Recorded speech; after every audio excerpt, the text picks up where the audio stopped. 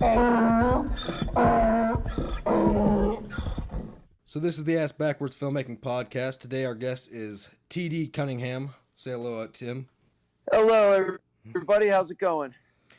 So today's topic is Tarantino movies, the good, the bad, and everything else. Before we get into that, Tim, what's going on with your personal life, artistically, and maybe if you want to tell the audience something about yourself. Currently in the Marine Corps active duty, doing what goes along with that, but artistically, focus mostly on comedy. I do stand-up and used to be in a few bands, but I'm focusing mostly right now on comedy. I would like to get into acting. There was a movie that Brad Raylan and I were supposedly working on. Not sure where it is yet. It's still in pre-production for about a year. And that was kind of where we got into the film thing, the pre-production, writing of stuff, and then looking to do military liaison stuff for him and training for Hollywood films. And currently, I write a significant amount. I have a few short stories. I'm working on 2 books, and I have about 3 screenplays done as well. And all those are just revolving efforts. I'm kind of building up my portfolio so that in a few years, when I get out of the military, I'll have a body of work pretty much ready. Yeah, that's the same thing I'm doing. We have a few small films, just trying to wait till I get out of the military. I got about 2 years left. How about you? 6, 5.5, 6 years. God, I'm sorry. No, it's a good way. I mean, when you're trying to get your way in, it seems like people have to work a day job anyway. So it's a good day job when you've been in, when you have a significant amount of rank, because it pays the bills and gives you actually a little extra money than like being a waiter would. So you can actually make some moves as well. And it gives me perspective. It allows me, there's nothing hanging over my head. I don't have to, there's no rush. I can basically get my body of work together. I can work on my stand-up. I can take acting classes. I can act. I can take projects that I like. I don't have to just take anything. Or I can take nothing at all. And, there's no real light at the end of the tunnel. There's nothing that's saying I have to be somewhere, I have to do something with this. I can kind of be at my pace with my career as far as entertainment goes. Yeah, I'm kind of in the same boat. I mean, I look at it a little less optimistically than you, but yeah. So today's topic is Tarantino movies, and you know quite about this subject, we've found out. So what is your favorite Tarantino movie? Favorite? I mean, there's probably... Every time he comes out with something, I like him a little bit more. But all-time favorite, I'd have to say I really liked Inglourious Bastards. But Pulp Fiction, Reservoir Dogs, and honestly, Death Proof is a sneaker on there. A lot of people rate that as his worst one. But I don't think so at all. I don't either. I think it's actually pretty good. I love Kurt Russell in there, and yeah, I love that turn of a character and how we watch somebody, like, we have an hour of a movie, or it's maybe 45 minutes of, like, your first, like, that movie doesn't abide by any act structure. I mean, the second half does once he starts chasing those other girls, but, like, as far as that whole, like, you have 45 minutes of an intro to get attached to people and really build up this dude as a villain, and then the second half of the movie, he's just a total bitch. Yeah, and I mean, I'd say my least favorite was probably the last one he just did, the Hateful Eight. Hateful Eight, yeah, and I was really looking forward to that. I mean, I like the cinematography of it a lot. Yeah, and the score of that is awesome too. It just seemed like it'd be a great play. Well, I think that's what it was supposed to be in the first place. Yeah, I feel like if Quentin Tarantino was to do a play, that would be, I would really want to see a play that he would make, and that would be the one I'd want to see. But as a movie, it just didn't do it for me. Now, are you a big fan of The Thing, John Carpenter? Yeah. So that, I mean, if you probably noticed, but like the score is recycled. Like they did a whole orchestral score for The Thing, and they didn't use it, so they used it in The Hateful Eight, Yeah, and composed some new songs for it too. But then like that whole movie is basically just a remake of The Thing, yeah. which I think is really cool. There's elements I like about it, but yeah, that one, ever since it came out, I haven't really had a clear standpoint on it. Like I own it, obviously. Like I enjoy it and I watch it as like a study. But yeah, that is a strange one. It's I mean, he had like two massive masterpieces in a row with Inglorious Bastards, which is his masterpiece, Yeah. and then Django, which is pretty awesome. What is your take on Django? I mean, I love Django. I like the original. And the original Django is in that movie as well. But Hmm. so he's in the when they get introduced to the Mandingo fighting, Oh, okay. and they go to the bar, and Django, Jamie Foxx's character, meets a guy at the bar, like a Spanish guy. That's the original Django. That's actually really cool. I did not know that. You learned Yeah. something new. I really enjoy that movie. See, Say again. I mean, what I like about him and all his stuff is that they all tie in together. Even the films he produces, like True Romance, ties in to things that he makes. Like the universes all tie in together, and I actually like. I want to see how the Hateful Eight and how Inglorious Bastards and how Django. I want to see how those tie in. I'm eager to see who is the great great grandson Oh, of you're saying some of the yeah. people that are in these movies. You're saying Because other than the Red Apple cigarettes. yeah, no, everything ties together. Yeah, so I If know you like look, Alabama shows she spoke about in Reservoir Dogs because he made that after he was writing True Romance at the time. he wrote Reservoir Dogs was actually so him and Roger Avery worked together in a video store, and they were basically aspiring actors, and that's why everyone talks about him ripping everybody off because he didn't really. That's how he learned is just by watching movies. So everything is kind of like he's always taking stuff from other people because that's just it accidentally happened. It's just osmosis. He's watched so much movies. It's like a person who really likes music. They start playing music and it sounds like the Beatles or something. I mean, yeah, But I don't think we can blame him for that either. I no, mean, it's part of his whole thing and what they call cinema of cool. Which that yeah, actually, you just brought us to our next question perfectly about the difference between plagiarism and homage, and I don't think he plagiarizes at all. And like the things he does take, it's like like the nurse with the eye patch, the nurse eye patch is from I forget what '70s movie, but name's Buck like to fuck is from a movie called yeah. Eaten Alive by Tobe Hooper. So it's yeah, no, and it's always just cool little things like that. So Well, the way he plagiarizes is it's a little different. So he actually so when he was working that the Pulp Fiction was supposed to be his first movie, and it was him, Roger Avery, and a third person, and they each wrote a different story part of Pulp Fiction. Pulp Fiction's three stories. Each of them were supposed to write three stories. So him and Roger Avery both wrote basically a third of Pulp Fiction. Then another guy who fell out. So what they were supposed to do is that case. They were going to write a third story when this guy fell out, which was supposed to be a diamond heist gone wrong. And that's where that case was supposed to be, where everyone talks about it being Marcellus Wallace's soul. Nobody knows what it is. Well, eventually he writes this third part himself after this guy screws off, and it becomes Reservoir Dogs. So he just goes and films Reservoir Dogs himself, and then they rewrite after Reservoir Dogs. He goes to Amsterdam, lives there for about 6 months, and then rewrites the last third of Pulp Fiction.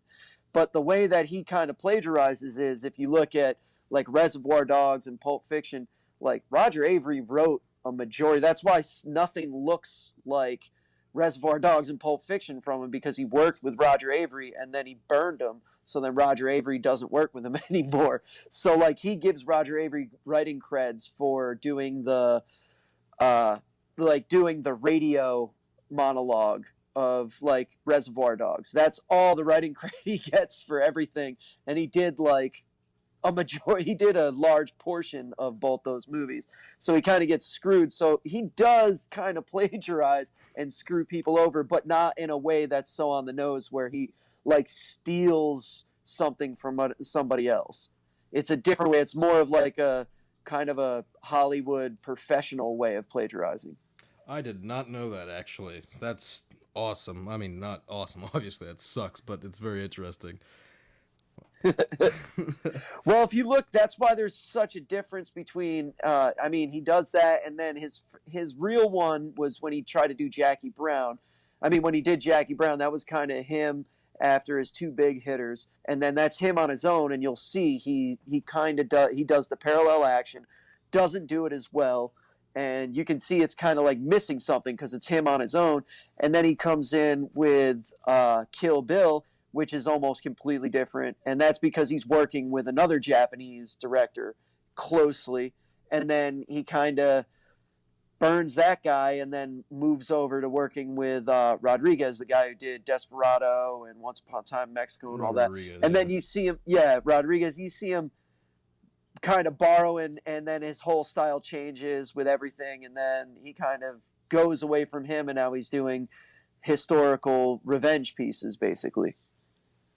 Which I like the whole focus on race with a lot of his stuff, with the Jewish aspects, the anti-Semitism in Inglourious Bastards, and then the just overt racism against black people in America, because we kind of whitewashed that, and him throwing around, I mean, that was a part of America, and I mean, it arguably still is a big part of America, like overt racism, but like, it was as liberally, it was as cutting and as just brutal as you see in, Django. That is how racist, that's how people talked back then. That's how they treated people back then. Like, they were just property. And he's one of the few directors that doesn't tiptoe around that. He just kind of, and he doesn't make that the movie. He just kind of throws it in there where it's like, that's just how it's a period piece, and that's how people talked. And it's just like, it's really abrasive, but 30 minutes into the movie, it's like people are throwing the N-word around and you don't even realize it. You just stop hearing it, still just desensitized, but... And that's kind of what I liked how because he does that with violence, kind of gets you to be desensitized with the somatic kind of violence, like the over-the-top violence. So by the end of the movie, you're like watching some guy getting tortured and raped, and you're just like, it's that he does that to you, but then he does it later on in his later films with language and with just hatefulness. You're kind of like, wow, that is how people felt. And I liked Inglourious Bastards because of that. It kind of captures, because we get this narrative of the greatest generation, but there is a lot of war crimes specifically. I mean, you look at Chinon, the Battle of Chinon, where we essentially, the American soldiers, just murdered an entire just division of German troops who gave up. I mean, that generation was extremely, extremely violent, and they get portrayed a little differently. They kind of get portrayed like us. They get portrayed like a more modern kind of generation that was just really, really upright. But the people who fought World War II were a lot more violent and a lot more casual about it than we are today. And that's what I liked about Inglourious Bastards, is that they just were like, it was comedy to them. And they were like, good, I want to see someone get beat to death with a baseball bat.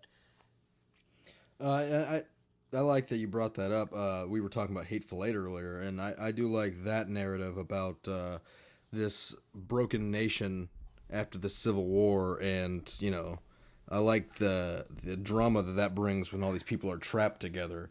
So I think that's the cool aspect about that movie. Yeah, and what I liked is how they basically start, because the whole thing about right at that period is like the North won the war, but the South won the narrative in real life. And I mean, they kind of start creating, you see them talk about, the Lost Cause, and talking about Maddox Marauders and stuff like that. Like those people who were fighting for a lost cause, which is basically what was a very political thing inside the South after the Civil War, to try to make it seem noble, to take it away from slavery, to take it away. But I mean, if you look at history, on every single Confederate bill is a slave picking cotton.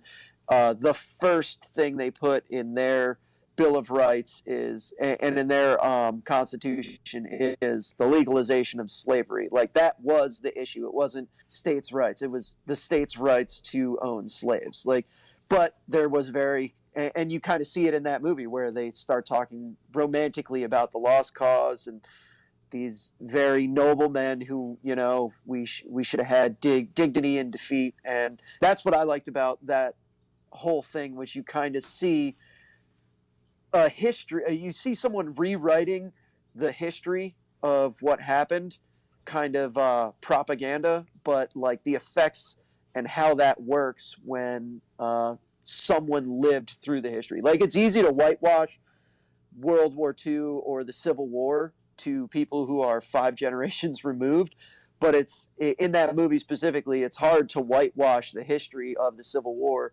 to a Civil War veteran from the North. It's hard to tell them how it was. You can't really shoot them propaganda because they were there. And I've always been interested in that period of time, like how that happened, because it happened. We come to a point where we think differently about the effects of the Civil War and what happened in the Civil War in this country, because we think differently than what actually happened. And I've always kind of been intrigued about how that must have been when it was happening. Like, there had to be people sitting around slamming the table at like news articles, like, that's not what fucking happened. Well, I do like how that movie does show like both narratives, and how we see Samuel L. Jackson. He's so glorified as this Northern soldier, Yeah. but then by the end you just find out that he's a piece of shit too. So I like that it does just say like there is pieces of shit on every side, which I think that's what you were praising Inglourious Bastards for a little bit ago, and I think that's really cool. So I'm starting to love this movie more the more we talk about it. Hateflade's pretty cool. I mean, because that's the dynamic of building, because you don't want to build stock characters. Like, you don't want to have, like, if you're a person who goes to war and survives and comes out, not only survives, but you thrive in combat, in multiple battles. Like, you're not a nice person, if you look at Saving Private Ryan, Upham is the most despised person in that entire movie, but he's really the only moral character in that movie. He's really the only good person. Like, that's how war kind of shifts things, or violence kind of shifts things. It's like, when you're confronted with violence, in order to be courageous, or in order to be good, you're not going to be a moral person. So if you get out of war like a John Baslone, or if you come out, like, these aren't nice people. These are straight up killers. Like, they're evil, mean fuckers. But I mean, it's part of being a human being. Nothing is cut and dry. There is a giant gray area. You can still be good and be bad, or you can still be bad and do good. That's what I like about that's why I like violent movies. That's why I like a lot of crime movies, stuff like Heat, things like that, where you can actually see that dynamic, where you can actually see the human condition, where some type of conflict actually brings out the best and the worst in people. Well, I think they're not just good or bad. I think the topic of today was Tarantino movies and the human condition. Yeah. Well, I mean, if you're making a movie, you got to think about it. That's the thing about a movie that I think a lot of people don't understand. It's like, you see a movie and they think that there's mistakes in there. They think that, but let's say you get $1 million for a movie, then and that's a pretty small budget. But let's say you get that, then you take every second of production, that every second that movie is, say it's an hour long, you divide that hour, each second of that movie, by the cost, and you're paying X amount of dollars per second. So these movies with massive budgets, they're paying hundreds of thousands of dollars sometimes for a single minute, and there's nothing going on in there that is by accident. And that's, I started noticing that as I was writing. Like, that's a director is basically someone there who's just there to answer questions. Like, the writer is given, they give birth to this baby, and then they put it up for adoption, and you give it to someone who sees your vision and does whatever the hell they want with it, and there's nothing you can do about it because you've already sold it, unless you're directing it, something you wrote yourself, which is why I think Tarantino did that. It's why I think he got a job, because he was going to be an actor. He's trying to be that whole thing from Reservoir Dogs, where he was Madonna's big dick. That was him, and Avery wrote that as a basically him to take to auditions. So he would go and he would read, and that would be his audition read. And he'd be like, I'm going to read something original, and then he'd read that. And then they wrote that into the movie. But like he could have been an actor. He could have figured stuff out. But I feel like he decided that he wanted to write and direct and get production for. And he realized, like, if he got lucky, if he got one movie that got paid, like Reservoir Dogs, if he could make good at Sundance with one movie, then he could punch his own ticket, and he wouldn't have to give up. He wouldn't have to write something and give up creative control. Because essentially that's what you're doing. Because the director takes it, they got it, and they're answering all the questions. So like, hey, where should this camera be? What lighting should we do? Where should we part this character's hair? Because everything matters. Where the person stands in relation to the other character, if they're on the right or the left, that all matters, depending on, if this is American film, we read a certain way, left to right. If you're in another country, you read right to left. Like, where people stand and the focus of them, that matters. That sets up the power dynamic. So there's nothing going on in a film that's by accident. And so, like, you watch something by him, especially if you wrote it, and you're like, everything has meaning. And that's why I like, that's the thing that I like. If a lot of comic book guys, I've noticed, like Tarantino movies too, just because not only the violence and how he kind of sets things up, almost like a pulp like graphic novel, but also the fact of like how the universes connect. Like people who are into comic books don't like to just put the book down and then there's a whole nother universe at the second book. Like, they like the fact that something they read connects to something they read 15 years ago. And he does that with like all his movies, which is why I'm very interested to see, like, is John Travolta's character from Pulp Fiction the great-grandson of one of the dudes in that, or the great-great-grandson of one of the Hateful Eight?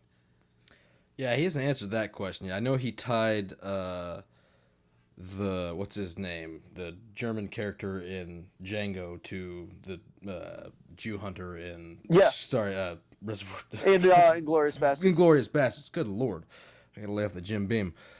I did like what you were saying earlier about a writer's like the one who dreams this all up and then he hands it to a director, and it's basically like orphaning a child. And yeah, I mean, I don't want to sound pandering. This actually might make me sound like a shitty director, which, whatever. We're working on that. But, I mean, I'd like to be thought as like the writer's director one day. And me and Brad's written maybe 3 movies for me now.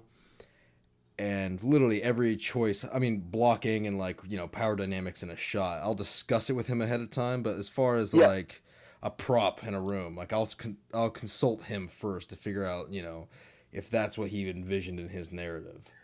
Well, see, that's a different partnership too, because he's not just writing something in like most of Hollywood and getting it to a producer, getting it past the reader, getting it to someone, trying to get a check, and then find out that who's going to direct this. Oh, okay, Byrne's going to direct it, fine, and then I can't tell him how to raise his kid, but you two are working together. It's almost like, like the dynamic of the Coen brothers or something. Like it's almost a thing where he's writing that for you to direct, and of course that's going to be you're directing his. So it's a different dynamic that will work. That'll be a huge like part of your films. Everything that you guys create, that will come out and that'll be a big part of it. That'll be a selling point at some point.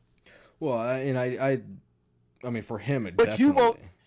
You won't do that in the future. If you get off the ground and you're making movies 10 years from now, you will not be like you will have like if you've got a bunch of projects, you got a bunch of irons in the fire, and some writer gets you something to your reader and you like it and you're like, I see exactly how this is going to go, and you've made a dozen successful movies, you're not going to let some writer tell you like, well, this is kind of what I saw. You're gonna be like, yeah, well, I don't tell you how to fucking write a book, so don't tell me how to make a movie. Like, you will not give that same respect to writers. I mean, that's, every writer you work with. and I can definitely that. say that right now. Of like, I want to be the writer's director, and maybe you're right. In 10 years, my mindset will change because I've certainly changed over the last 3 years as a filmmaker.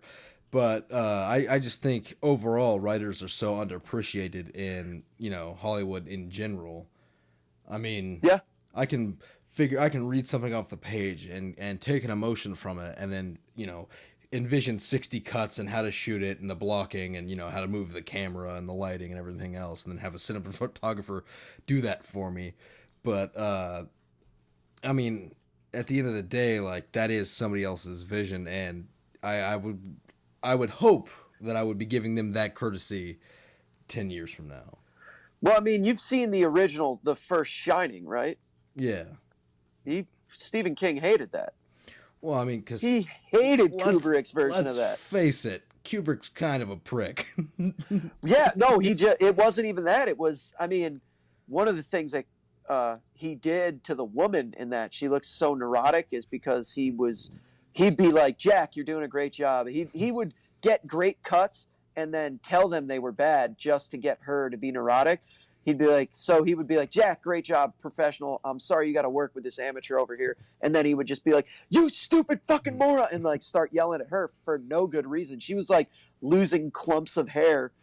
But King hated that movie. He didn't hate Kubrick. He hated the movie. In fact, he made like a made-for-TV. I don't know. Yeah, I've seen it. Yeah, it's pretty. That bad. was it was horrible, and that was the one he loved. Kubrick, that is it. Intentionally slapped him in the face. Be like, yeah. He starts the movie with, I think, a blue bug that they're driving there, and in the book it's a yellow one, and then later in the movie we see like the semi tipped over and it smashed a yellow bug. Like, there's little hints throughout the movie of just like, fuck you, Stephen King. Yeah. So like, I mean, I get it. I mean, I don't want to be him. Yeah. I have immense respect for like somebody like David Fincher, which he does the same kind of cuts, and he'll do it 100 times to get that performance. Yep. But he said something recently. I think I heard it on DVD commentary somewhere, probably like Zodiac. But he was saying like, we spend $100,000 to fly these actors in for a day. We spend $100,000 on a set. We're paying for electricity for these lights, craft services, everything that goes into making a movie. And yet we want to get the actors in and out as fast as possible.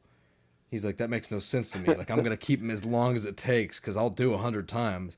Too, he has this other belief about, like, Ben Affleck on Gone Girl the night before, he'll be in his bathtub drinking, thinking about the next day, and he has this way figured out of how he's going to say his lines. But at the end of the day, like, that's a performance, and he wants reality. So he'll do it 100 times till Ben Affleck's just so fucking tired that he'll just say it, or he'll go through so many variations in that 100 times that they'll find the one in the editing room. The amount of editing on his movies is like, I mean, it's nuts. It's like it's like what George Lucas was famous for doing in those prequel Star Wars movies, except for he does a good job at it, unlike those pieces of shit. Well, I mean, with those, I think that was casting. I think the original, those prequels, the casting is what killed it for me. But I mean, Lucas has always been. If you look at the second, the last one, or like the of the original three, and it's all Muppets, and like he's always gone over the top. So as soon as he had CGI, of course he's going to make Jar Jar Binks. He's just always been that way. No, I know. I fully understand. I mean, the guy's innovative as all hell. I mean, we owe so many things to him. Digital filmmaking you can trace that back to him somehow. Like on like digital editing on Premiere Pro, you can trace it back to him. Dolby Digital surround sound, everything. Like, it goes back to this guy. But at the end of the day, like I think he's a jumbled. a mess. Have you ever seen the Wookiee, the Star Wars TV Christmas special? Yes, I have. That's the Life reason Day. why he never gave like he would never let anyone touch Star Wars after that, is because of the fucking Wookiee Christmas shit. Oh, They good Lord. I mean that specifically what you were talking about with how actors can kind of fuck a scene up, and that's why it's important to be a director, because and that's one of the things you see with a seasoned director or someone who knows what they're doing is they don't fuck around. Like they look at the actors almost as a lot, 9 times out of 10 you're gonna have an unprofessional actor. Like you've seen the movie Seven? Yeah, of course. So that scene where Arlie Ermy, he's the boss, and you have Brad Pitt and then Morgan Freeman all standing in the office, and he's like, "You could talk to me, like I'm here," and he talks to him. That scene they had to do a whole bunch of times because Brad Pitt had just kind of like gotten off the ground. He was a big star back then, and it was kind of the beginning, and he had just basically gone out and drank too much the night before, and everyone was hitting their marks except him. So they had to redo that shoot, and a lot of actors will do that on purpose. They'll get into a place and they'll make you redo a shoot 30 or 40 times because no one's going to see that when the movie's done. They're just going to take the worst actors out of those three. They're going to take that person's best take. So if you do that through a movie, you can kind of screw everybody else by making them keep trying to hit their mark for 3 hours for one scene, and then you finally make it happen. So Arlie Ermy actually, like, because he kept doing that and screwing up, so Arlie Ermy actually like lifed him out, like Marine Corps fucking berated him. And yeah, man, I think that's real important, because I think the important thing is to be an audience, the instead of like the comedian or the writer's director, you want to be the audience's director. You want to be the audience's comedian. Like, you want to be there for the people that are paying the money, and like screw everybody else, man. Screw the people that are making it. Screw the people that are there helping you to get to the top. I know it's a horrible way to say, because you don't want to screw them too hard, because you won't get anywhere. No one will want to work with you if if you're just a dick to everybody. But the only people that really matter are the ones that are watching it, man. Then again, so I understand what you're saying, and you're making me rethink my whole life and philosophy about this thing. But at the same time, like, test screenings over time have shown that, like, movies get worse, you know? They test screened the shit out of Alien 3, and they ruined a good movie. Like, oh, see, I don't mean it like that. I don't mean, because that's the other thing is, like, the way that I start with everything is, I think you got to start from a starting point. With anything you're doing artistically, before you do anything, I think it's important to say, what do I have to say first? Not like, how I want to pay rent being a writer. You just say, what do I have to say? And then you figure out what it is you have to say, and then you figure out the best way to say it. Sometimes it's with a postcard, sometimes it's with a song, sometimes it's with a movie. What's the best way I can say it? Some people paint paintings. That's how they say what they're going to say. You figure out what's relevant, and then you say it. Because if you don't do that, you end up having an audience. If you're just out there to, sell merchandise, if you're like, let's make a movie so we can sell toys, then, yeah, you kind of get a dumbed down audience. You kind of get an audience that doesn't deserve you, basically. Like, you're there, and then that's when you kind of find yourself compromising to every asshole on YouTube who's got a comment. Is because now it's like, all right, now I'm basically, because you're running these screens and you're trying to see what's the best way to end this, and it's just like, the best way to end it is how I ended it, and that's how it's ending. And if you don't like it, then tell me you don't like it. But that's it. That's how it's gonna go. I don't mean you owe it to them as you're making it, as you're performing it, as you're doing it. Like, okay. When so you're filming, giving it all. I thought you were saying like pander to him. I was like, fuck no, them. no, like... pandering. That's because if you pander to them, then what are you actually giving? Oh, you're getting them the fucking Josh Trank Fantastic Four movie, which was exactly, dude. Ugh. And that's the thing. If you pander to your audience, then like you're shortchanging them. It's like, if you really owe them the best, if that's who it's for, and it's not for I in comedy I have this stuff. It's like, yeah, I want the guy who owns the gig, who owns the venue, to like me, so he'll give me shows. But like, honestly, the person who owns a venue that I'm thinking of that I want to work at, his sense of humor is horrible. He doesn't know what the fuck he's doing, but he knows how to run a comedy club. So like, I don't perform to him. I don't give a shit if he likes me. Like, I care that I'll get shows or not, but I'm out there performing for the people that are in the audience. And I'm not going to pander to them. I'm not going to say whatever they want to hear, because they don't know what they want to hear yet. They hear me say it, and then they're like, you see the movie. You don't know what you want from the movie. You see the movie, and you're like, wow, a good movie. That person gave me something I didn't even know I wanted.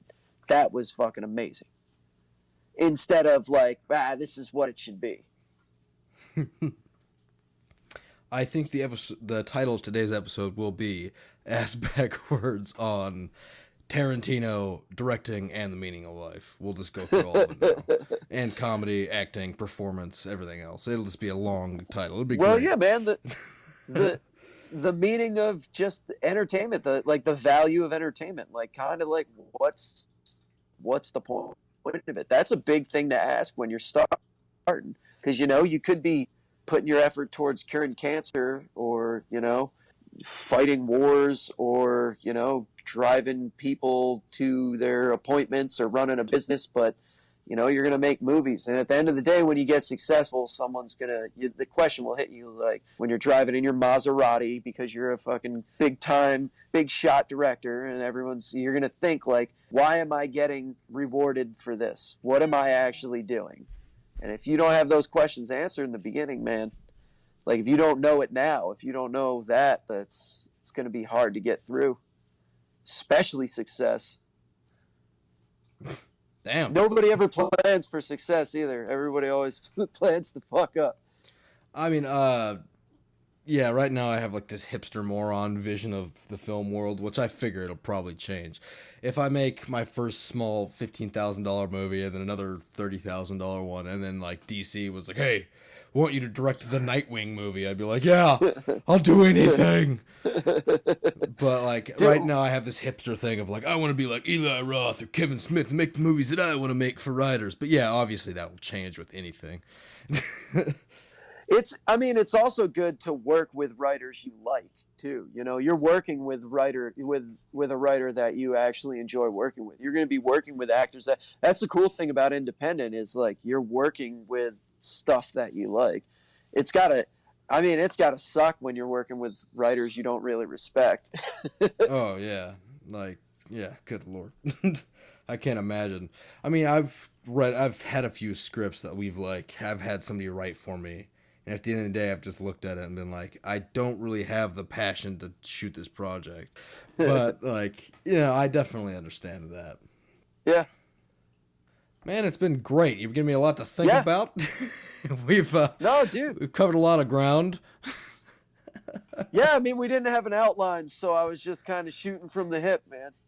I mean, yeah, I kind of had like a few questions written out here, but you covered it all within like the first 5 minutes, and it's just been...